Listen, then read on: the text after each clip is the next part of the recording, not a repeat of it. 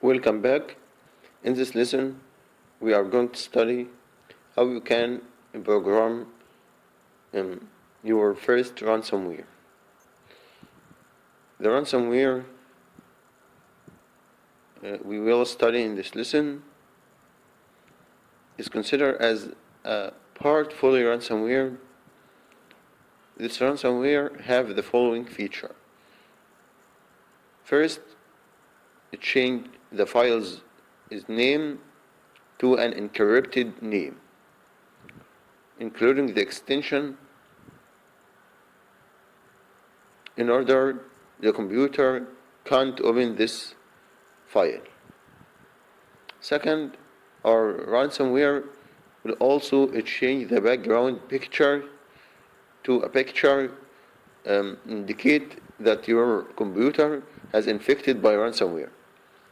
Third, this ransomware will create a message in each folder in your operating system that tell the user with the message the hacker wanna the ransomware tell to the victim. Okay. I will try this ransomware on VMware because I don't want to sacrifice with my useful file in the main operating system, so I will use a virtual operating system to prevent the harm of my file in my computer. The idea behind the virtual machine that this virtual machine is fully isolated from the original system. So if your virtual machine is infected by a virus or any type of harm files, this doesn't affect on your main system. Okay, I will open my biochar program.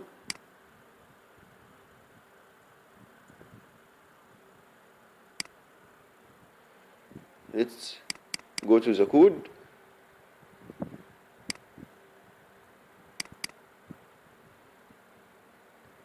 And analyze this code line by line.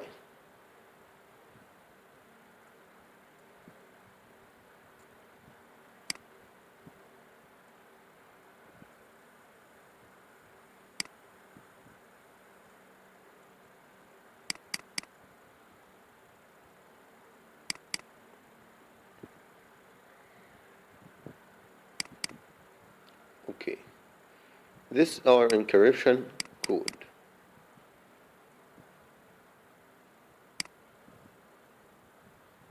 First, I have import the necessary or required libraries, as we know before. And this is the key of the encryption.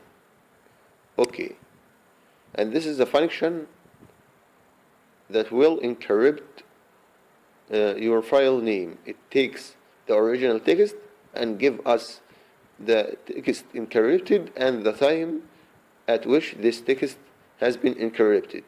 And the idea behind this, we used encrypt at time function, which take two parameters. First, the original time, the original text encoded, and the time at which this text has been encrypted, which is the actual time now. It gives us from the library time using the function time in this module. Okay, and here we have created two lists. First list to store the file's name in each folder, and second list to store the partition names. Here we use the partition function. We can get this function from the lesson in the previous unit, and also I run or I call the function of partition. Let's try and see the result. Let's comment this. All this good. Okay. and see the content.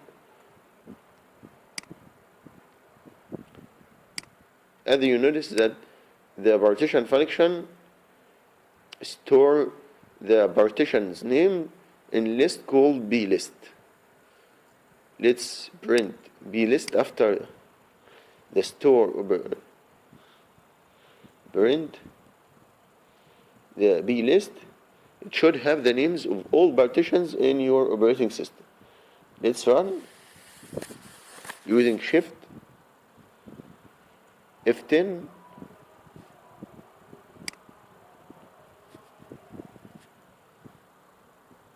Okay, let's run by using the right click and run this file.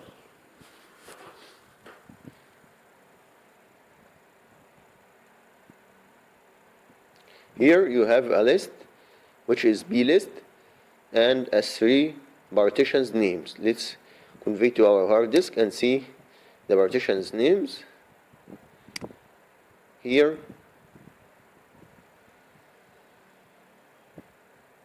you have a 3 partitions, C and D and E. Why A is not included? Because A is a disk drive and you need to put this disk drive in your computer to see the content. So A now doesn't have any data. Please insert your disk, floppy disk. Okay.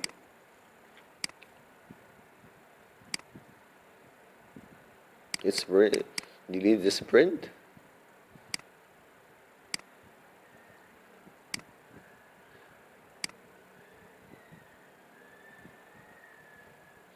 In this code, you remove the C partition from the B list because we will encrypt all the data in your hard disk and reject or remove the C partition from the encrypting process.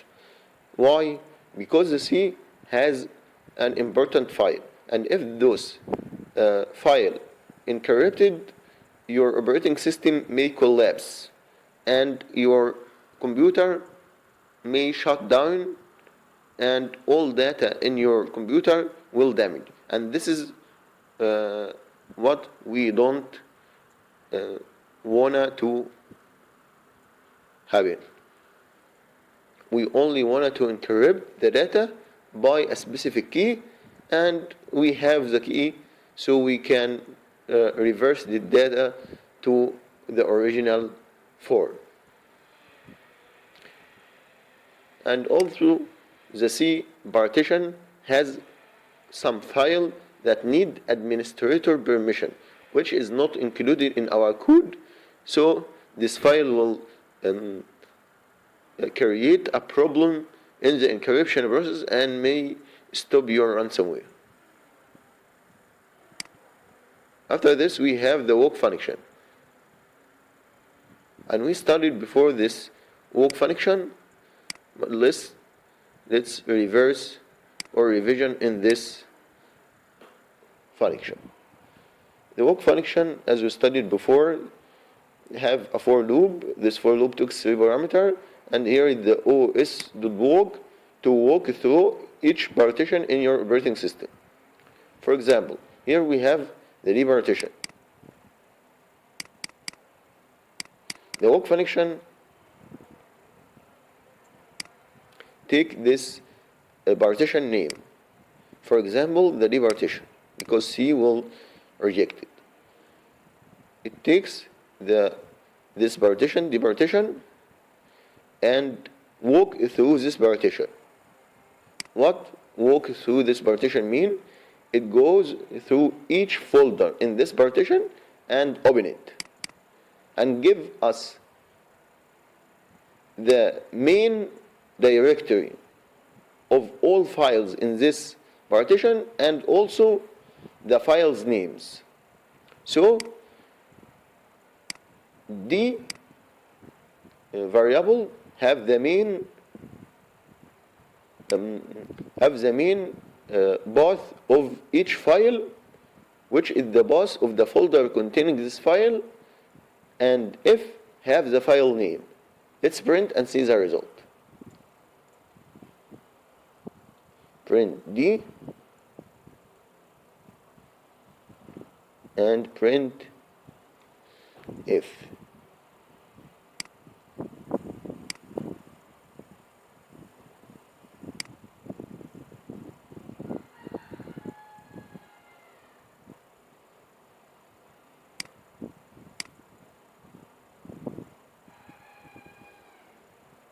Let's run the walk function, or call it.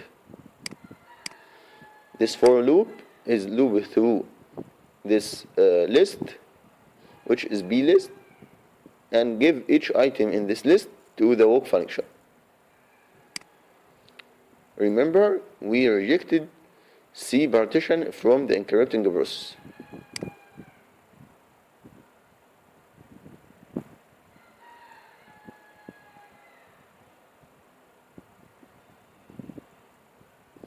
Okay, let's begin from the first. Here you have D, which is the main partition for all files in this partition. And here you have the files in this partition. Here we have hidden file here. This file name pagefile.sys and also recycle.bin. The main path of this file is this,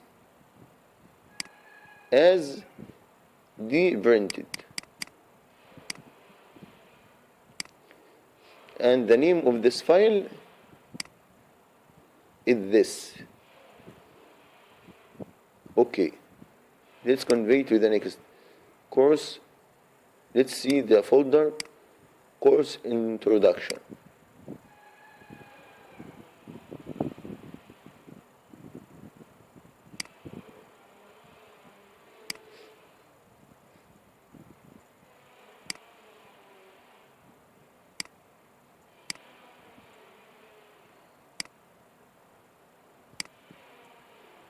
Here you have the main file course introduction.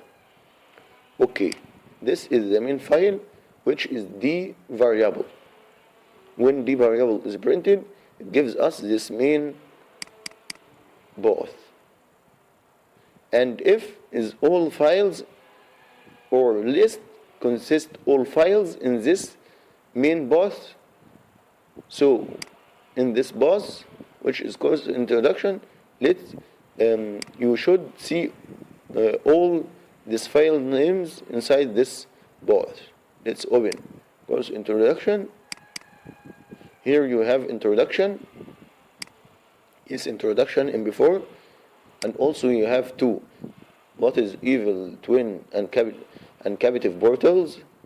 Here you have what's evil twin and captive portal, and so on. You should find all files names inside this main path course introduction in this list.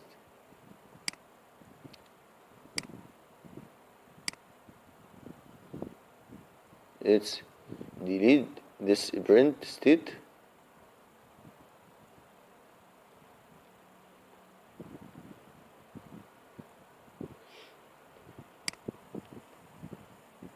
After looping through each partition name, we append or add all the main paths of files to an array called array. Then we loop through all files names inside if list, and we take each file name and give it to the encryption file function we have defined before here. This is the encryption file function we use here in the walk function, and both the file name. It gives us two parameters: the file name after encrypted and the time at which this file name encrypted. And here we created a variable called old full path. In this variable we store a path. This path is consist of two variables, the main path of the file and the name of the file. So old full path should give us the full path of each file, because it is consist of the main path of this file and the file name. This is the main file, the main path of the file, and this is the file name. If we take those paths, we should get or reach to the file. Let's do this here. And here is the file name, introduction.mp4, because it is a file in this main partition. If we take this and put it here,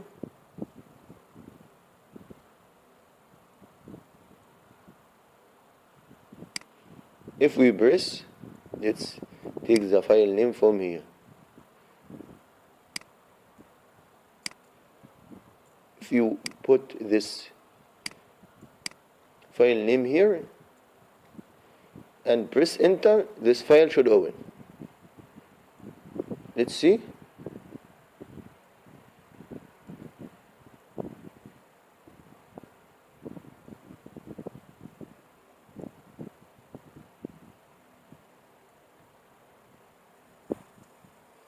Why this file open? Because this is the main path.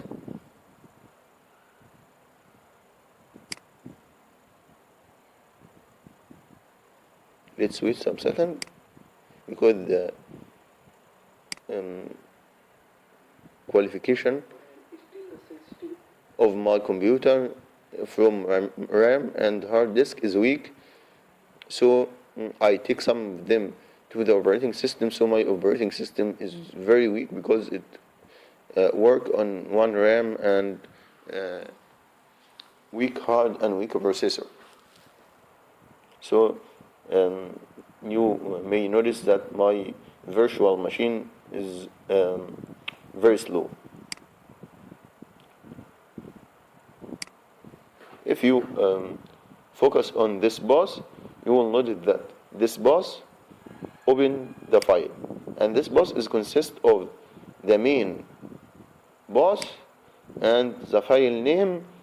If you press enter, your computer will go to this file and open this file. Even if you was in any folder of your computer, just type the full path of the file and press enter, this file will open.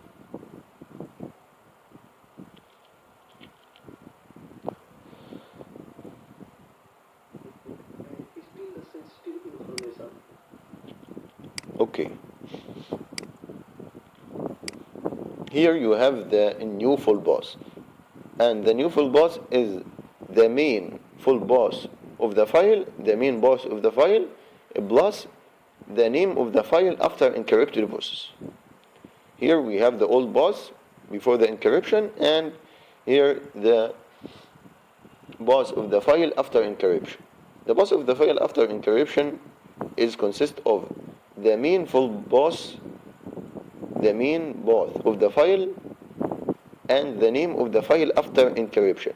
And because the name of the file is encoded, we need to decode this name to reverse it to the natural form. And this file is byte type. We need to convert it to string type, so we can combine this encrypted file name with the main path. Let's print those old and new path and see the result. Old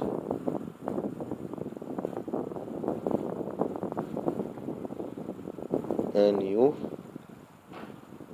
full path to see the result.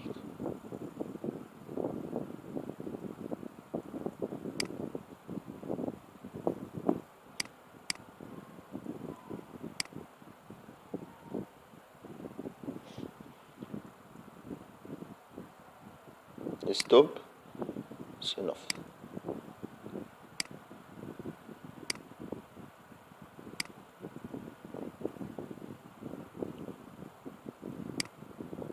Here you have the full path of the file before the encryption process, and this is the path of the file after encryption process. Here you have the old path of the file, and here is the new path of the file, which is the path of the file after encryption. You will notice that the original name of the file is replaced by the file name after encryption. Okay.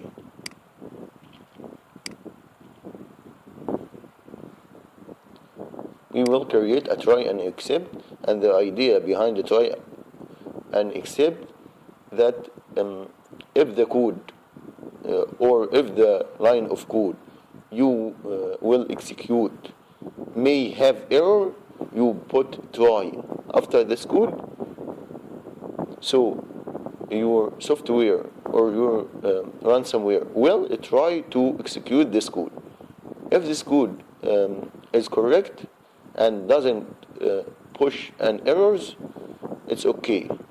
If your code give an error, your ransomware will not execute this code and go to except, which tell the program to skip executing this code, which means your software or your ransomware will try to rename the file.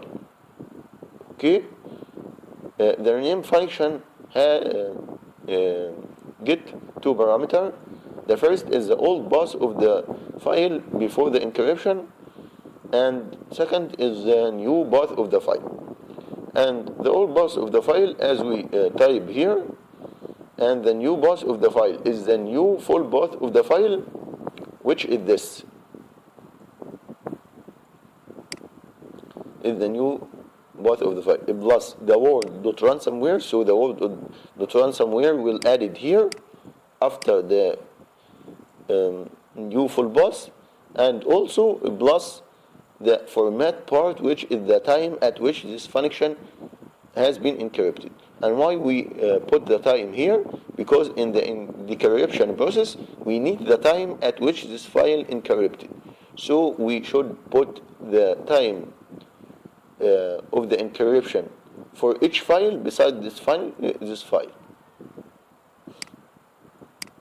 If the rename process happen, it's okay. If the rename of the file process doesn't work well, we convey to the continue part, and the continue part will skip the rename and go to the next file rename process. After this, creating the message in each folder which tell us what we need from, or what the hacker need from the user.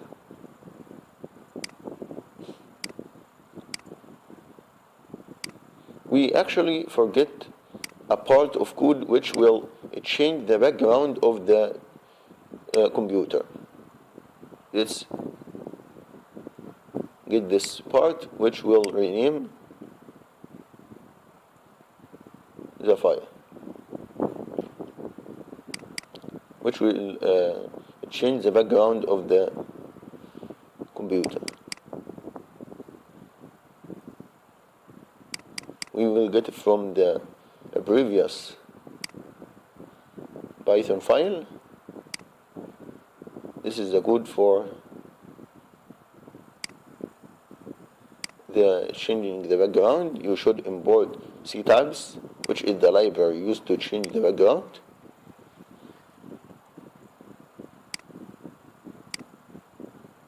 And you need the function that will change the background.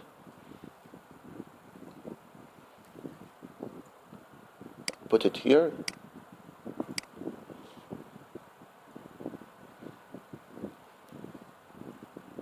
We should eliminate the comment from changing background function, and also you should put or call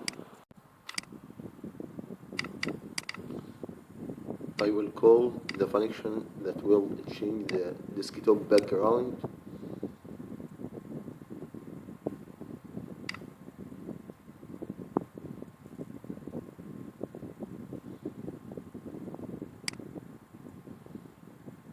So I will call this function after the encryption process, because if the user discover that the changing background happened before the encryption process, he may shut down his computer and the encryption process will break.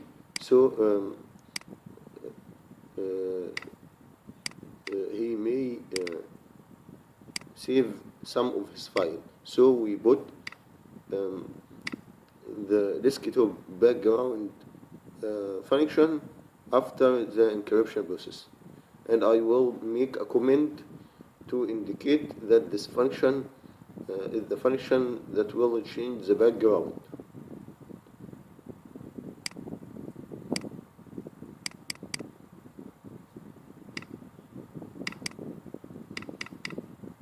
I will copy this comment and type here function and put the old comment before the call of the function.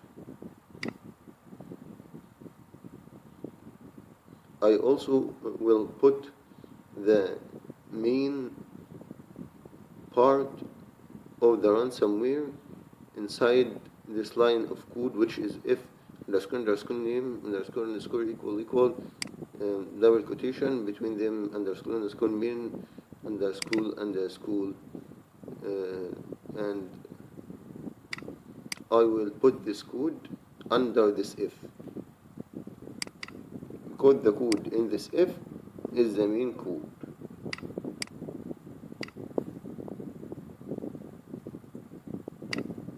So the ransomware will start from the if, and I will put the background picture beside the Python script.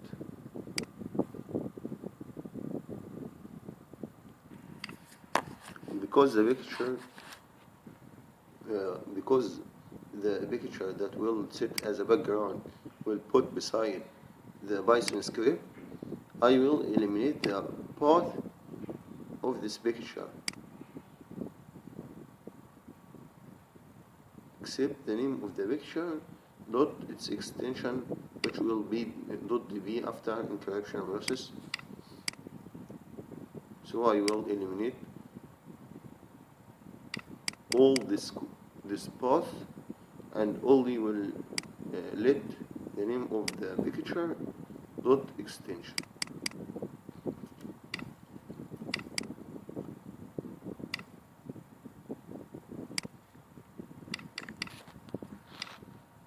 I will put the code that will encrypt the picture in a separate file.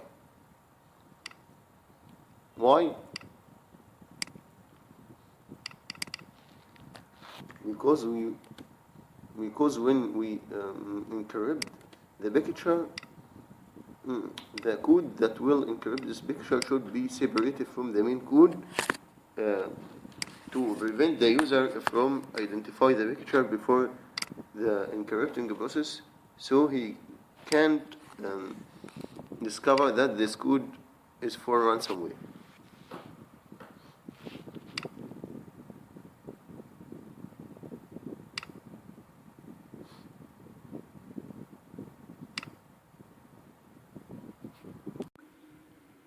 Here, let's get the picture that will be set as a background and put it beside the Python file.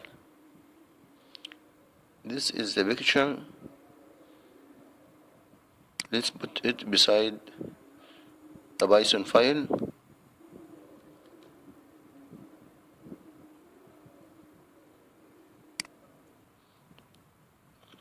Okay, and let's run first the script that will encrypt the picture we got from the previous lesson. Here,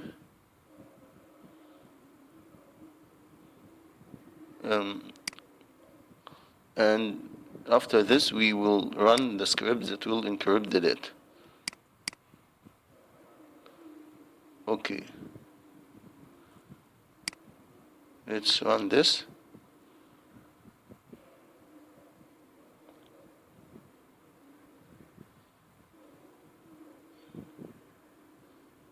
And see the picture encrypted after the script finish. Let's see. Okay, the picture has been encrypted as you see. Let's run the script that will encrypt the data. This is the script that will encrypt the data. Okay.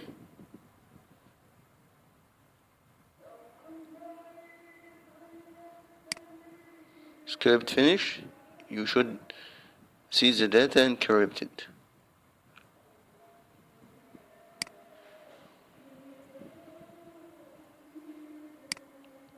Let's go to the departition and see the result.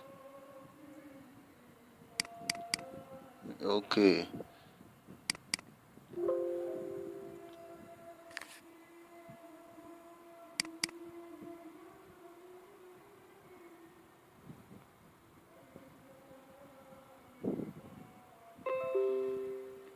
You will notice that the partition name, the file's names has been encrypted, and there is an important file which carry the message we type here in the ransomware.